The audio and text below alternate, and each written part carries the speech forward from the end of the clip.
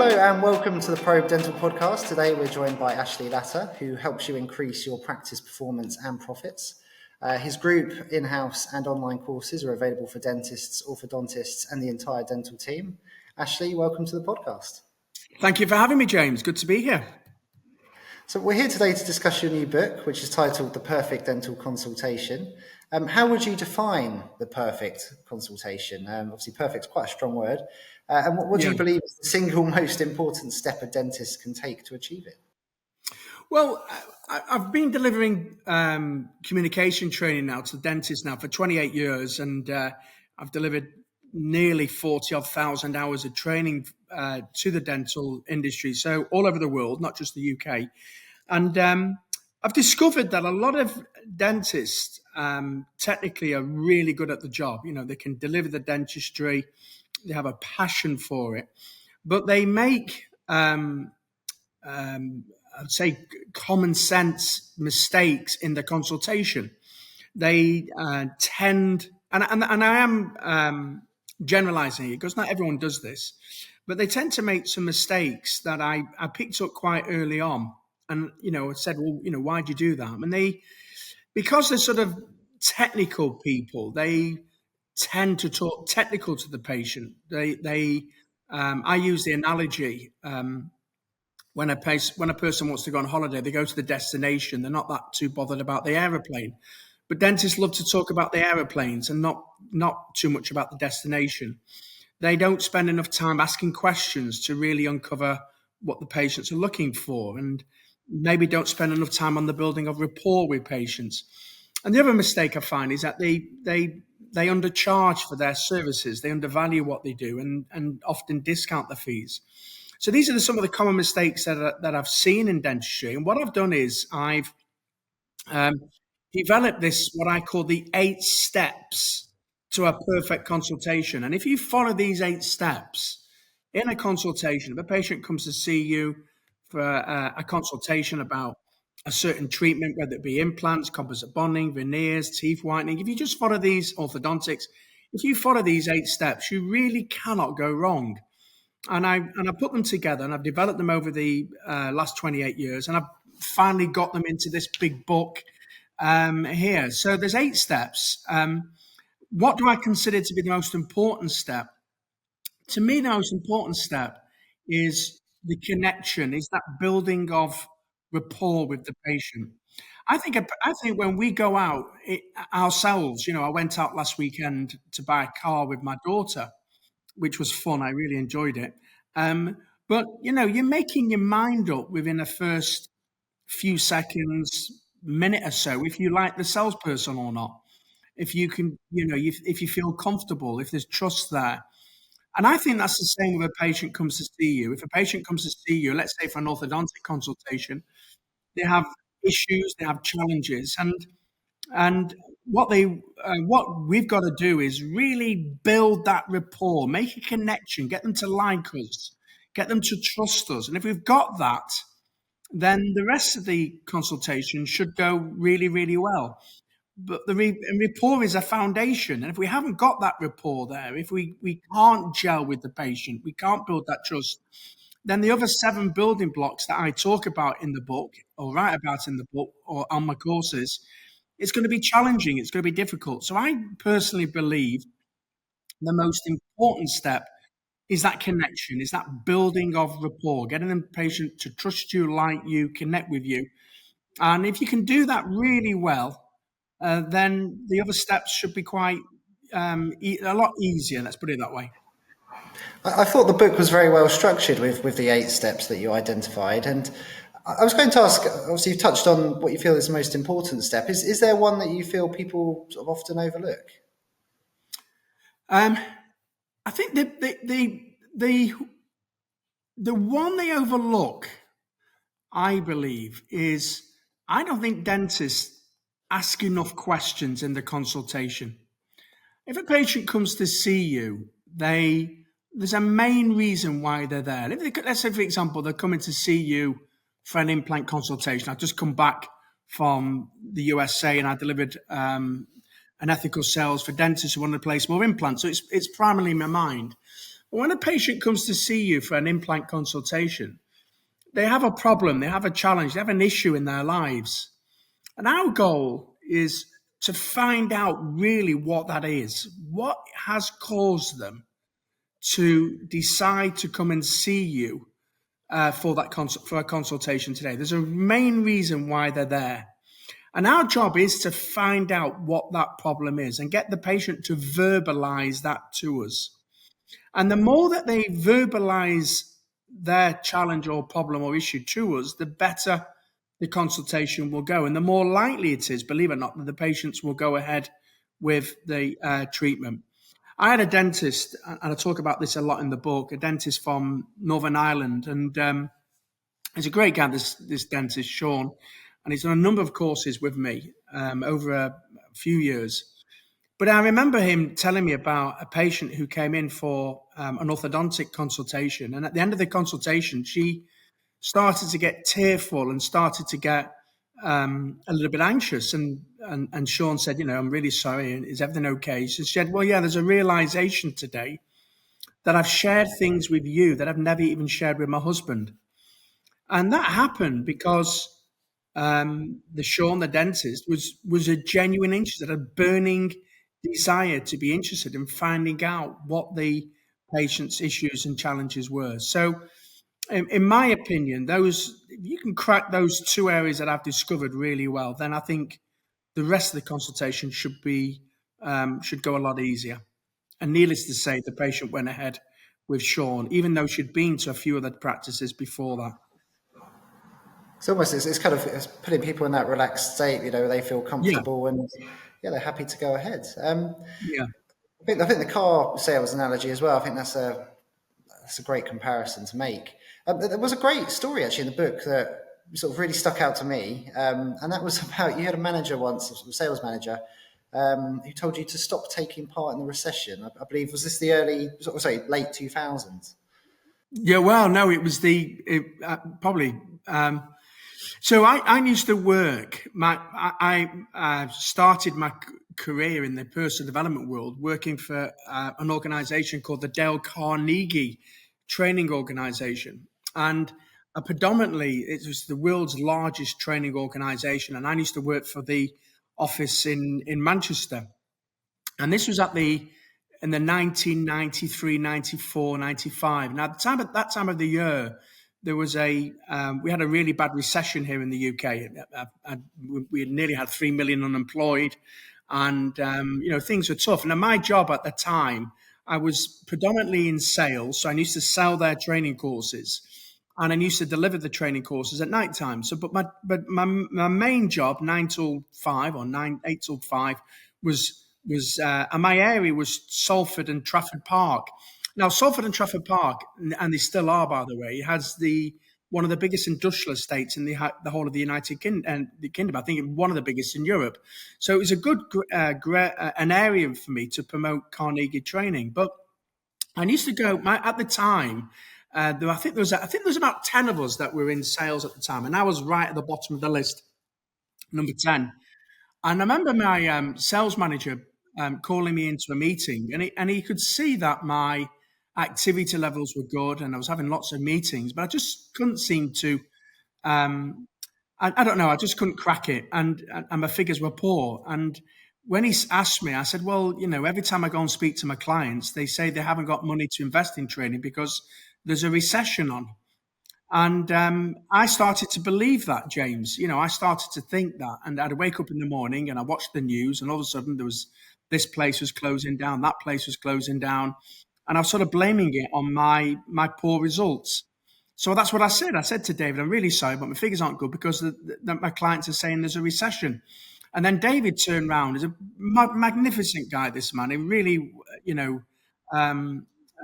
David was a fantastic coach for me. And he turned around and said, well, Paul in Liverpool's doing really well, and Andy in Bolton and Blackburn is having a record month. And he just reeled off all the other salespeople doing really well. And he said, they're not taking part in the recession, so why are you? And it was like a dagger in the heart, James. I felt, and I left the meeting, and you know what? I was thinking about it and reflecting, and he was right. And it was just a massive mind shift for me.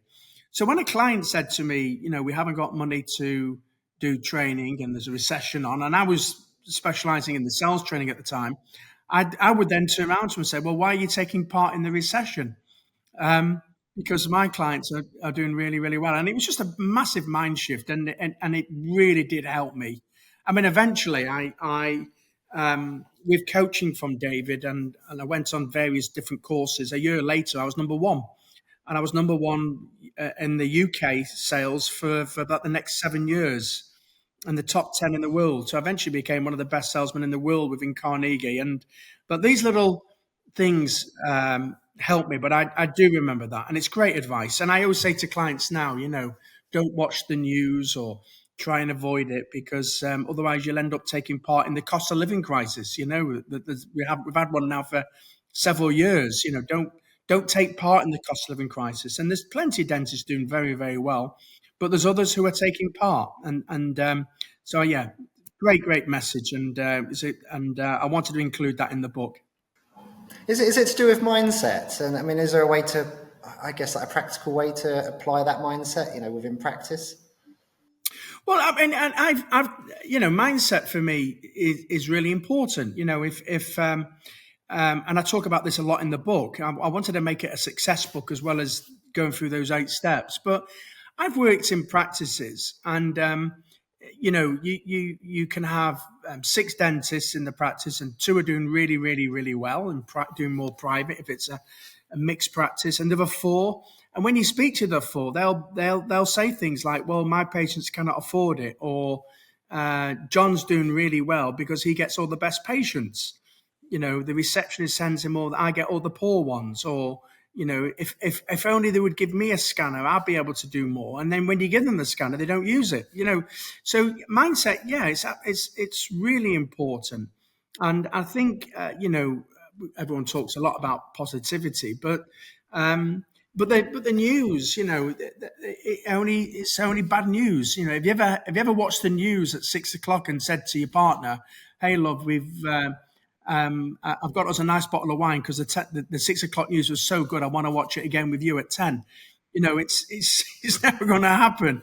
So yeah, mindset is important. And I can think of several clients in my head now. They're popping up as we're speaking about you, and they're doing amazing figures in very working class parts of the UK, because they've decided that they're going to be a success. They've decided that they're not going to. They are going to be number one in this area, so it's a decision that they've made. That's fantastic. And after all, I mean, dentistry is very much an essential service as well. So yeah, there's always going to be demand. I mean, the book also, you emphasise that patients, I think I've got the quote written here, don't care what you know, they just want to know that you care. So what are some practical ways that a dental team can show that genuine care? I think you touched on it earlier, but obviously with new patients, the moment they walk through the door, you mentioned the car salesman analogy. How do you kind of show that within the first minute? Well, it all starts off with whoever the person is that answers the phone or deals with the new inquiry to start off with. We deliver a reception course. It's very popular. But one of the things that we always talk about on the program is try and get 5 to 6 things about the patient. And then there's a sheet we give them, and write the information on the sheet, and then have a meeting with if it's the treatment coordinator or if it's the meeting with the dentist, and let them know about the person coming in to see you. And if you can, don't just put pop-up notes, but have a verbal conversation.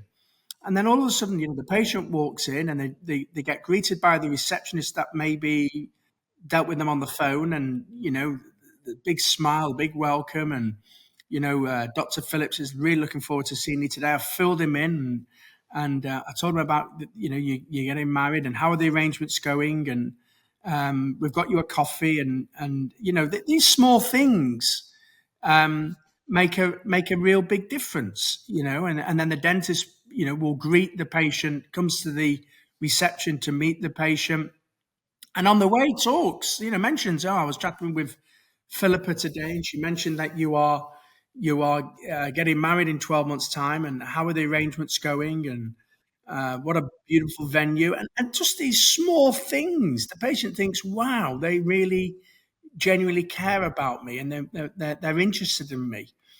And if you can do that, you will stand out from the crowd. It's just small things. The other thing is, where was the telephone answered? Was it answered on reception? So the receptionist has got 6 things going on at once, or was it in a quiet room where a 10-minute conversation took place? So those just small things can make a really, really big difference. And the patient feels like they really care about me. They have a genuine interest. I always remember we talked about lockdown before we came on this call.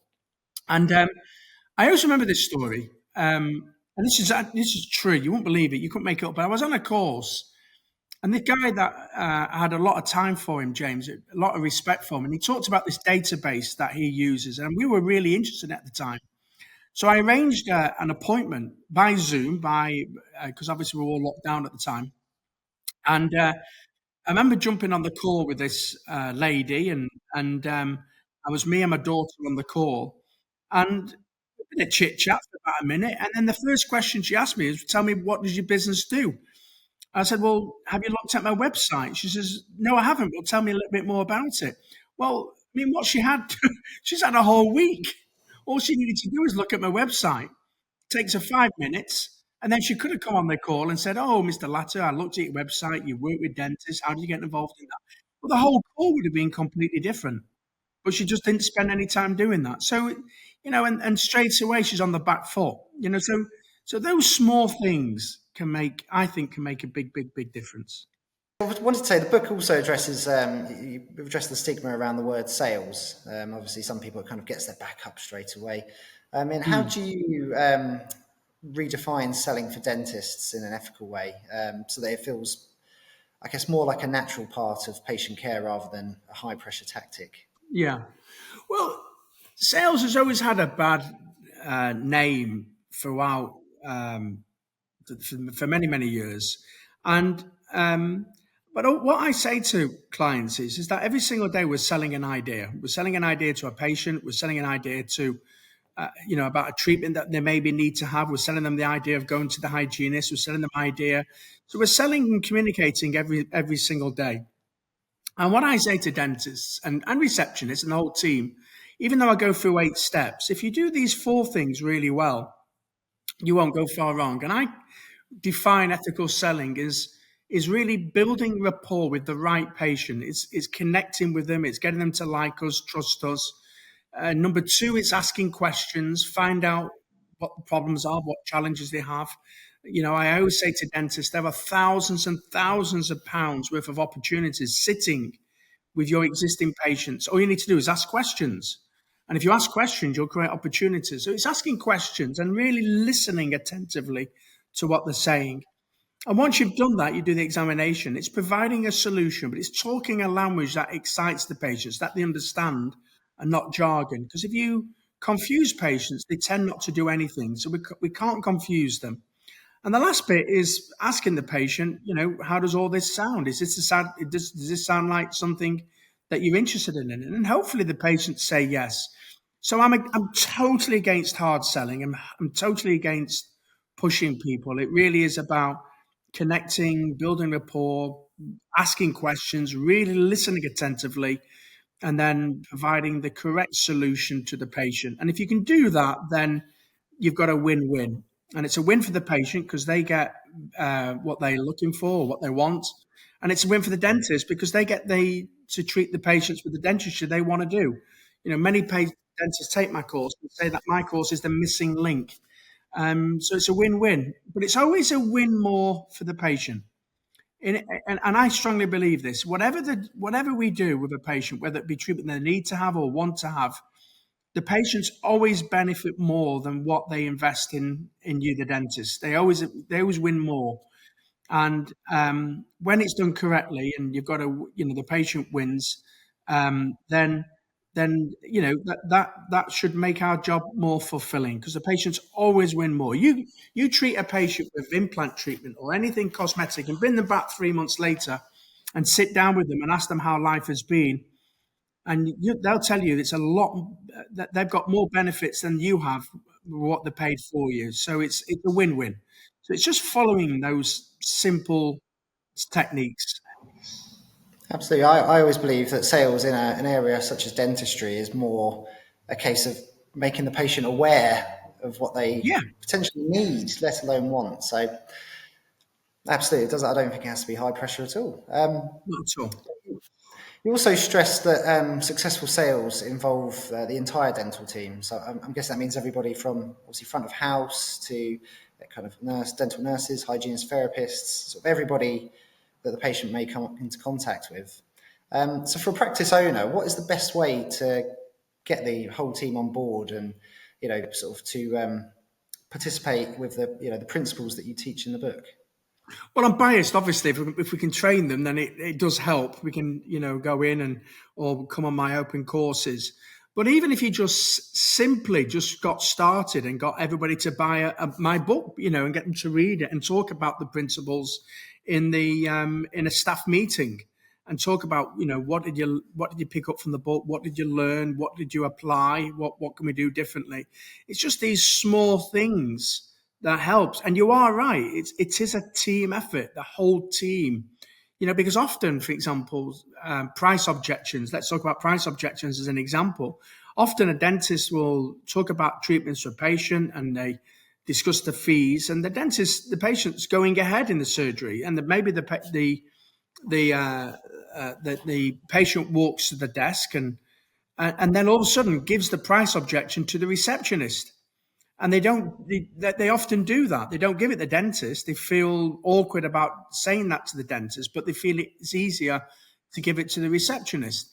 So it's important that you get the whole team involved so that the receptionist can back up what the dentist has just said in the surgery. And when you get the whole team involved, and it's a seamless patient journey, then it is fantastic. It's magnificent. And one of the best things about delivering the courses, when I go in-house particularly, which I do every week, I visit a practice every week virtually, 40 weeks of the year, is that we find rising stars. We find the shy nurses, and they just become, they just flourish right in front of you. So, yeah, it's really important that the whole team sings off the same hymn sheet. I've often, chat with dentists who go on courses and try and put this into practice, but the whole team, they often say things like, well, leave it a couple of weeks, he'll calm down, and then we can just go back to how it was normally. So if you get the whole team involved, then change then really happens. That's brilliant. I will say this has been like a refresher for me. It's been a few weeks since I read the book, and I would say as well. Just you mentioned, kind of practice owners may want to sort of provide copies, recommend it. I can say myself that it was a very sort of easy to digest read within sort of just a few sittings. So I would recommend it. For anybody who would like to learn more, where can they find out more about yourself, and also where is the book available? Okay, so thanks, James. The book, if you go to my website, which is my name, ashleylatter.com, the book's for sale there. And what I've done is believe it or not, James, you probably may have come across this already, being in what you do, but dentistry is now global, so patients have a choice, and they're going abroad now to, as you know, places like Turkey to have treatment done. And so one of the main objections that dentists tell me when I visit practices is how do you overcome the objection when they say they can get the treatment cheaper abroad? And what I did was I recorded a special program. It's an online course. It's how to overcome patients' price objections when they know they can get the treatment cheaper abroad, what to say and how to overcome that. And I've recorded a special program. So if they buy the book from my website, they'll get that program as well. So my daughter will send you that course more or less straight away, and then you can watch that straight away with your team. So if they get that objection at the desk, you've got a little training course that you can watch straight away. So if you go from the website, we'll send you that course completely free of charge as well. Fantastic. Well, we'll link to your website in the episode description. So anybody you. watching or listening, you can just scroll down right now and find that. But thank you very much for joining us today, Ashley. It's been an absolute pleasure having you on. No, thank you for having me, James. I appreciate it.